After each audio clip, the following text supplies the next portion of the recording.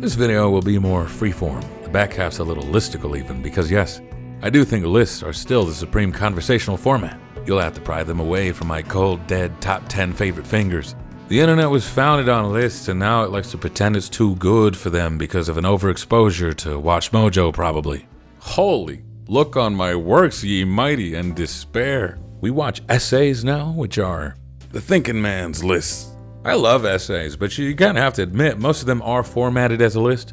They start with an intro and a thesis, then they number off their points and throw in a couple of throwaway jokes. One person's having all the fun of remembering, ranking, and justifying their top 5 favorite movies with trains in them list, while you, the passenger princess that you are, get to just sit there. Few essayists are willing or unstable enough to take you for a ride the DJ Peach Cobbler way, where they start on point 4, go 3, 2, 1, squeeze the crotch through the shorts, say, I got your thesis right here, pal, transition into the mirror realm.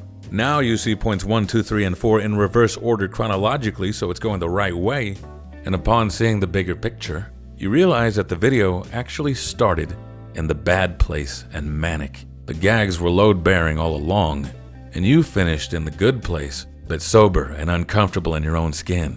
It really makes you feel like you're abusing Adderall. We'll save that for 2026, though. The holidays are approaching, gamers. It's snowing outside, and I'm in a jolly mood for a cozy fireside chat about video game genre names and labels because I think they could use some love. Speaking of love, is that mistletoe? Because I'm about to show some love to Lost in Cult as they partner up with Finji for the tunic design work. I love this game so much. It's a meta dose of nostalgia straight through the eyes and ears. It made me feel like a kid again who hadn't learned English, and now I get to find out how they did it. Not only through the consistent quality and breadth of research that's to be expected from Lost in Cult, but this time, they're also showing off the creator's old notes and sketches. The way I'll be flipping these pages, you'd think creativity could rub off through osmosis. And as always with DesignWorks, there is an exclusive limited time edition filled with goodies for your tactile pleasures.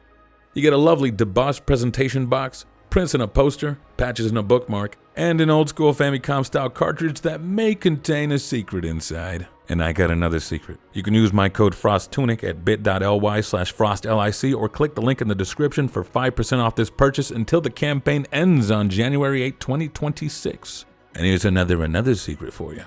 My code works on everything else in the rest of the store, but that stays between you and me and Lost in Cult. If nothing else, I want one thing to be clear. No one should care what names or labels people stick on your favorite games. It shouldn't make you like them any less. What you love is what you love. As Shakespeare or Shatner once said, what's in a name? That which we call a rose by any other name would smell as sweet. Denny Crane. But consider, every language in use currently has named a rose something. It makes it easier to find more roses for your bow. Otherwise, you'd have to walk into a store and ask for a bouquet of those good-smelling red things with the thorns, and you can't get mad if you're given cactus fruit. Imagine how Juliet would have called out to Romeo had she not learned his name. Oh, mystery man I just met. Oh, fella I ran into at the party. Wherefore art thou, bro? Hearing this, Romeo would not have been so cavalier. He would have hesitated in the bushes, thinking to himself, God, I hope she's referring to me, or this is going to be awkward. Not to mention Felonious, because she's 13 and Shakespeare left my age ambiguous. There ought to be a law, and I got a good idea of what they could call it. But they also hesitated because names can come with baggage. A name that identifies you to a friend also exposes you to a foe. All this to say, video game taxonomy is in the gutter. The way that we identify and give names to games with similar attributes is not suited for the purpose of bringing non-gamers into the fold or helping people find more games they might enjoy. What is an action game? What is an RPG? And I'm not sure how we got here, but I have a theory. Part of me thinks it's because, well, we're here to play games, not give names. We're gamers, not namers. Who wants to deal with maintenance in the land of escapism? Another part of me thinks it's because some gamers are adverse to labels in general. They might feel like a name is a cold chain that anchors the feet of their free-spirited hobby. Or they might feel a name is inadequate and doesn't possibly encompass every last bit of what they feel makes their genre special. So whether it's apathy, liberty, anal retentivity, the vote gets split among the people who enjoy a genre, and no one name gets enough public backing to catch on. That's my theory. For my other theory, for why calling things slop has become much more common. While the lovers of a genre fight to gain a linguistic supermajority, the haters can easily rally behind this four-letter word to signal their disdain. The word slop doesn't need to be accurate. It's fine if it sanctions off certain mechanics or quarantines an entire genre. That's kind of the goal. And it doesn't take much thought or effort, so it doesn't get in the way of a person's apathy. And, I regret to inform you, it's also fun to say. You guys slop here, slop there, here slop, there slop, everybody slop, slop. It's quick and to the point, onomatopoeic to boot. The imagery goes crazy. You can practically see and hear a rusty ladle scraping the bottom of a charred pot to serve you a disgraced spoonful of nothing discernible. Slop. Phonetically, it's nearly a 10 out of 10. That's what we're up against here. I wouldn't even mind if my favorite games were relegated to slop. You just gotta call me the big hog. But not all slop is the same either. There's roll slop, theme slop, friend slop, and those have their own subcategories, so we're back to where we started, needing names and labels for all these things. And I think it is important, it is. Simply because of how much discoverability nowadays relies on names, tags, and labels. Search engine optimization hinges on relevance and correlation as much, if not more, than accuracy. And if one tag gets more popular, becomes more relevant than another, then that one will be the first one search engines throw at you, perpetuating it even further over the others. And behold, that leads to a third theory. Aren't you spoiled today? I think at times part of why gamers can be so ornery is because deep down in their Mountain Dew gland, they have a sense the video game industry plays favorites. They're not wrong, and while the industry is eager to make more of what sells, it's not very good at discerning what is the thing that sells, and also there's limited resources. So if someone vocally dislikes your genre or doesn't like your genre in the right way, there is a risk, a very real risk, that your favorite genre becomes flanderized, where the loudest features are exaggerated, or your favorite genre may become obsolete. I'm not sure which is worse. But one person, or a small group of persons, won't be enough, in my opinion, to make a name stick. It takes a lot of cool and influential people to make a word catch on.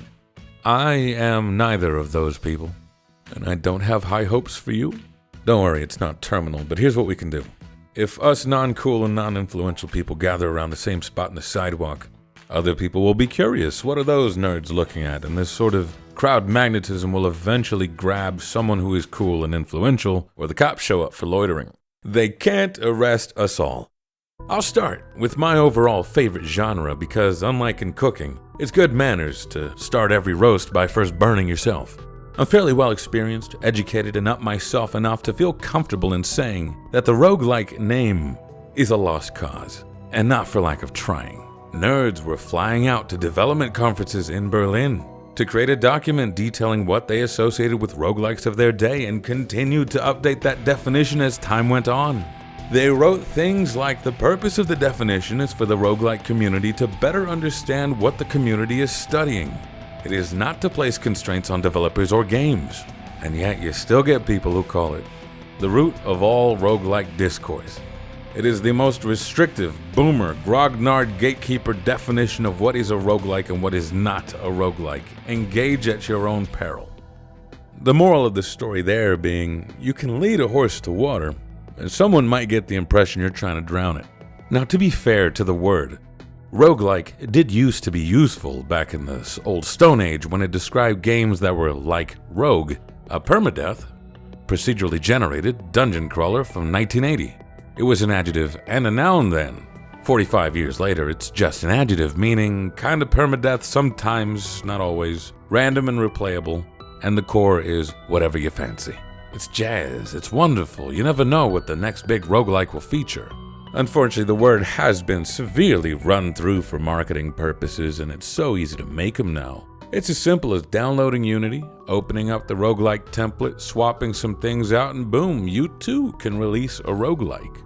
So you end up with a flood of developers who design these games that can in theory be played hundreds of times, but no one wants to play even once. I call that the rogue paradox. And so many games have some kind of roguelike element. It's easy to feel rogue deja vu. This gives people rogue fatigue, and they fling out hurtful, mean names like Rogue Slop.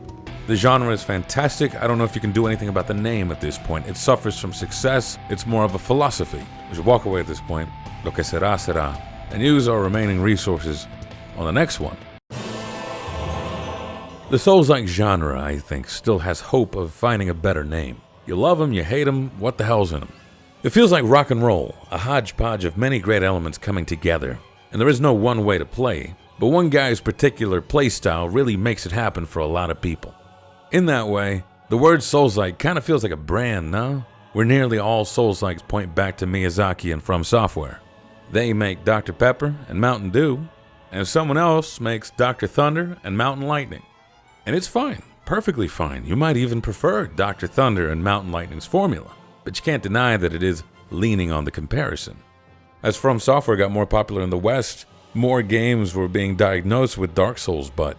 That's when people look at a game or play a game and can't fight off the compulsion to describe it as like Darksouls Butt, fill in the blank. And I think until you get some bigger hitters with their own recipe, the genre will probably not change its name.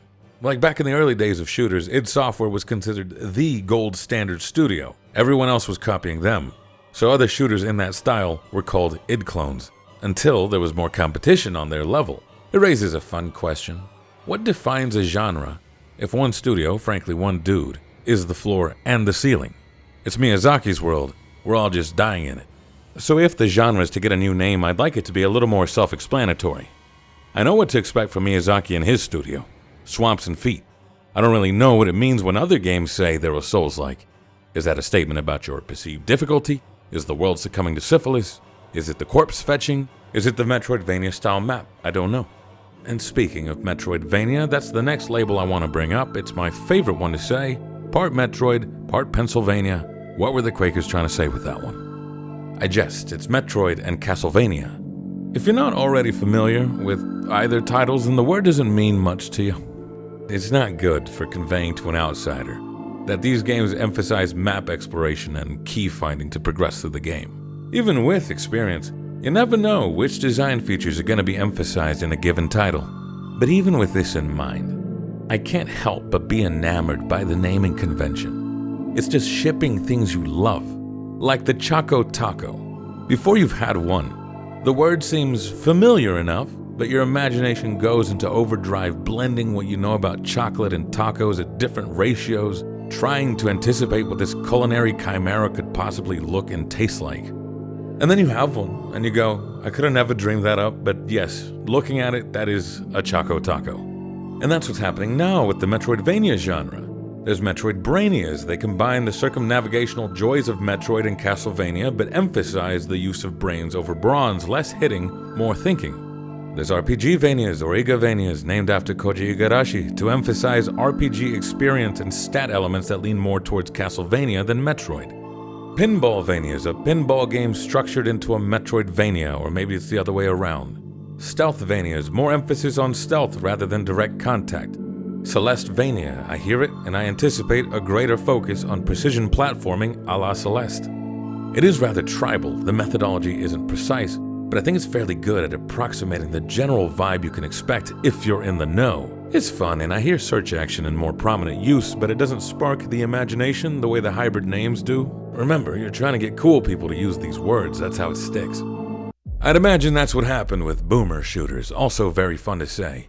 Used to describe the games made in the style of the original first-person shooters. But any label that relies on time-based adjectives is not one that will last, in my opinion. Original, old school, traditional, modern, contemporary, classic, retro, vintage. These words can be kind of snobby or pejoratives based on how you say them. Modern can be good, as in state-of-the-art, like modern medicine.